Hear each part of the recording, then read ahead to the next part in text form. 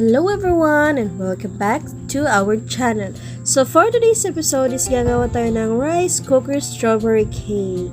But before that, intro muna. Pasok!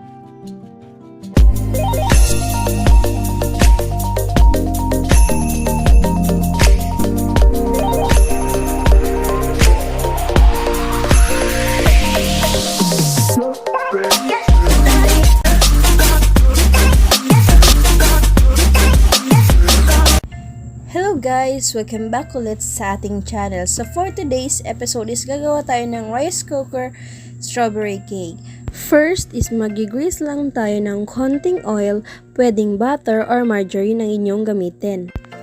Pagkatapos ay maglalagay tayo ng parchment paper. Kung wala kang parchment paper, ay pwede kang gumamit ng bond paper. So ayos bond paper para gawing parchment paper. Wag lang basta-basta mag-grease lang guys. Dapat mag-dust ka rin ng flour sa bottom at sa sides ng ating pan. Pagkatapos ma-shape ng ating bond paper ay dapat lagyan natin ito ng konting oil. Dapat talaga uunahin natin ang mag-prepare sa ating pan na gagamitin before yung mixture para once na ready na ang ating mixture, diretso na tayo sa ating pan. And I will use strawberry cake mix na galing pa sa ibang bansa. And this mixture has all the ingredients para sa ating paggawa ng strawberry cake.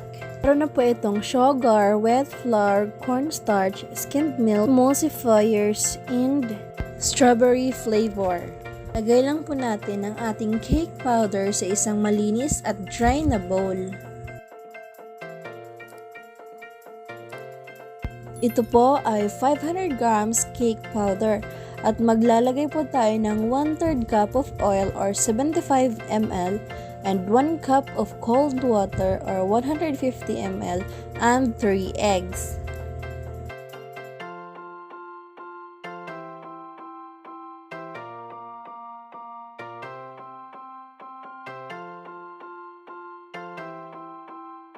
Tapos natin ma-add ang lahat ng ating kailangang ingredients ay atin na tong paghahaluin.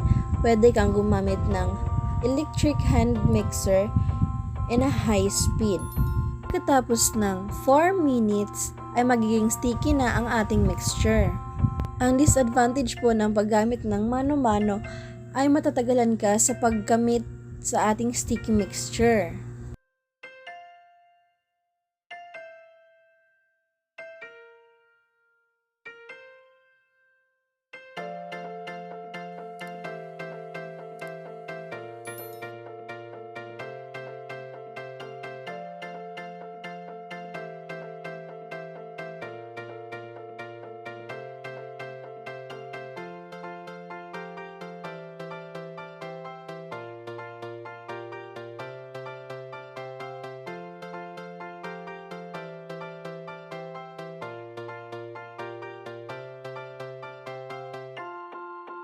Eto na po, medyo sticky na po ang ating mixture.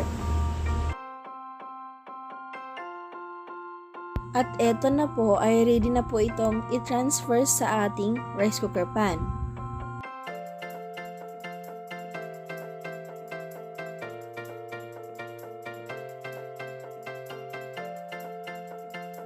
Pagkatapos may lagay ang ating mixture sa ating rice cooker pan, ay atin na itong lulutuin sa loob ng 30 to 40 minutes.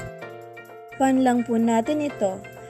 At ang rice cooker po ay meron pong preset na mag-switch siya automatically. So, i-press niyo lang palagi ang switches button until maluluto na ang ating cake. Pagkatapos ng ilang minuto ay pwede mo nang i-check ang inyong cake. Our cake is done. If it's spring back, when touch lightly in the center or toothpick inserted in, center comes out clean. At ito na nga po, after 40 minutes ay naluto na po ang ating cake.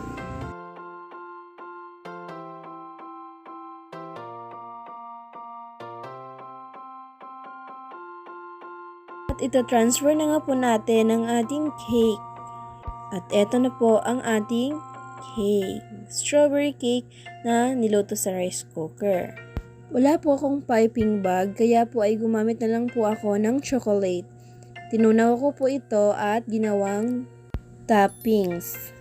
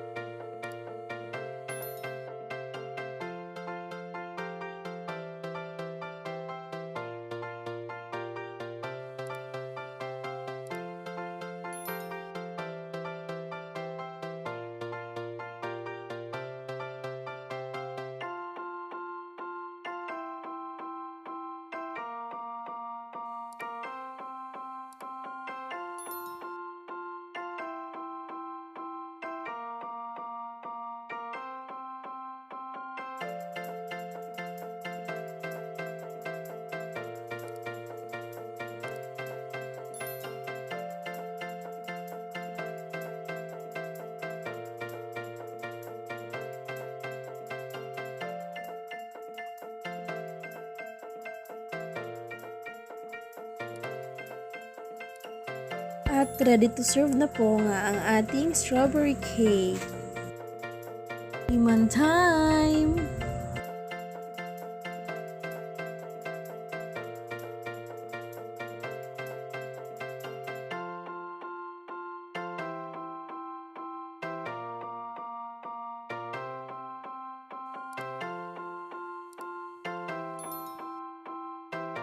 And that's all for today. At sana po nagustuhan niyo po ang ating recipe today. Please don't forget to like, share, and subscribe. Bye! Thanks for watching!